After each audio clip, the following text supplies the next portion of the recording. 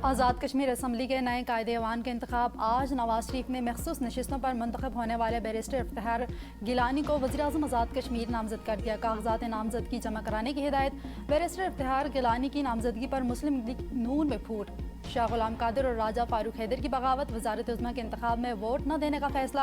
आज़ाद कश्मीर में एक बार फिर वोट को इज्जत दो का नारा। इफ्तिखार गिलानी की नामजदगी पर शाह गुलाम कादिर ने कहा, कश्मीर की गयूर आवाम को यकीन दिलाता हूँ कि इनकी इज्जत और एहतराम पर कोई समझौता नहीं करूँगा। नवाज शरीफ के वोट को इज्जत दो के नारे को यकीनी बनाऊँगा। फारूक हैदर भी पार्टी फैसलों पर नाराज़, कहा इस तरह के फैसले कबूल नहीं। मुंतखब अवामी नुमाइंदों की जगह मखसूस नशिस्तों पर आने वालों को नामजद करना अवामी मैंडेट की तौहीन है।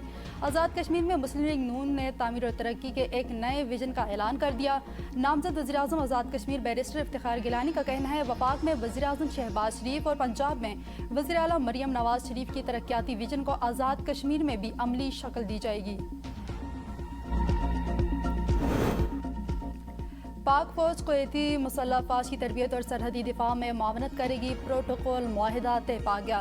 फील्ड मार्शल सईद आसिम मुनीर से कुवैत के वज़ीर दिफा की क़यादत में आला सतह के वफ़द की मुलाकात।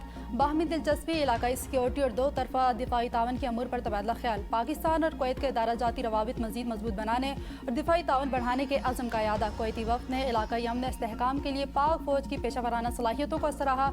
मुसल्लह अफवाज के ऑपरेशनल महारत और ग्रां कदर खिदमात को खराज तहसीन पेश किया। दोनों ममालिक ने बाहमी मफाद पर मबनी दिफाई तावन मजीद वसअत देने के अज़म का अयादा किया। कुवैती वफ़द की वज़ीर दिफा ख्वाजा आसिफ से भी मुलाकात। दो तरफा ताल्लुकात और बाहमी दिलचस्पी के अमूर पर तबादला ख्याल।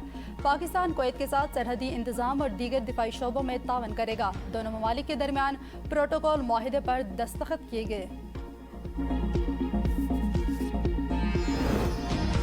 नायब वज़ीर-ए-आज़म इसहाक डार की बरतानी वज़ीर ख़ारजा एडमिली बैंड से मुलाकात। दो तरफा ताल्लुकात और इलाकाई सूरत हाल पर तबादला ख्याल। पाकिस्तान और बरतानिया का बाहमी दिलचस्पी के अमूर पर आला सतही रवाबित और करीबी राबता कारी जारी रखने पर इत्तफाक। नायब वज़ीर-ए-आज़म ने बरतानवी वज़ीर ख़ारजा को मशरिक़ वस्ता में पाकिस्तान की सिफारती और सालसी कोशिशों से आगाह किया।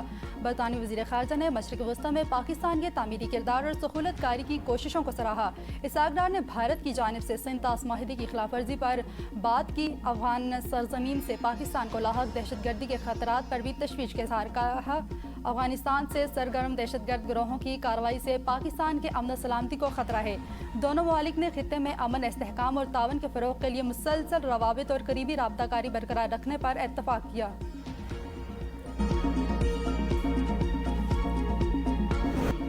सानहा पिम्स का जिम्मेदार कौन, असल हकीकत ताहाल सामने ना आ सकी। आतिशज़दगी के वाक़े के मुख्तलिफ फोरम पर शफाफ तहकीकात जारी। वज़ीर-ए-आज़म की तश्कील करदा कमेटी ने पिम्स हस्पताल से मुतालिका तमाम शवाहिद हासिल कर लिए। Executive director, joint executive director समेत पिम्स हस्पताल के 30 से ज़ायद मुलाजमीन के बयानात रिकॉर्ड। इंक्वायरी कमेटी ने ड्यूटी डॉक्टर्स, नर्सेज के बयानात रिकॉर्ड कर लिए। चिल्ड्रन हस्पताल और MCH में तैनात 18 सिक्योरिटी गार्ड्स के बयानात भी रिकॉर्ड। सरबराह पिम्स और अमले से इनफरादी बयानात रिकॉर्ड किए गए, जबकि अमले से तहरीरी बयानात भी तलब कर लिए गए हैं। कमेटी ने हादसे के वक्त ऑन ड्यूटी अमले का बायोमेट्रिक रिकॉर्ड चेक किया। इंक्वायरी कमेटी ने नर्सरी की तस्वीर और वीडियोस बनाई। जचा बचा के ओल्ड और न्यू ब्लॉक की कॉरिडोर्स का मुआयना। हस्पताल में नौमौलूद बच्चों की मुंतकिली के तरीक़ेकार का जायजा। हाई रिस्क नौज़ायदा बच्चों के इनखला के हवाले से हंगामी SOPs पर अमल दरामद का भी जायजा लिया गया। कमेटी ने पिम्स में फायर सेफ्टी इंफ्रास्ट्रक्चर और हिफाजती ज़वाबित पर अमल दरामद के हवाले से तफसीलात तलब कर ली। तहकीकाती कमेटी मुतासरा खानदानों से भी मालूमात हासिल करेगी।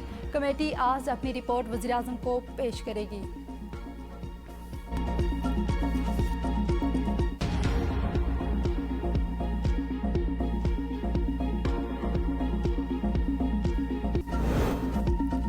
पिम्स सानखा वफाकी हुकूमत का नौमौलूद बच्चों के लवाहिकीन के लिए 50-50 लाख रुपए इमदाद का ऐलान।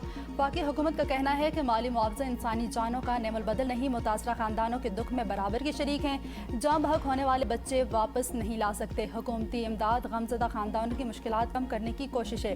हुकूमत मुतासरा खानदानों को हर मुमकिन तावन और मुआवनत फराहम करेगी। قومی اسمبلی کی قائمہ کمیٹی صحت کا پیمز ہسپتال کا دورہ، حادثے کی تحقیقات خود کرنے کا فیصلہ۔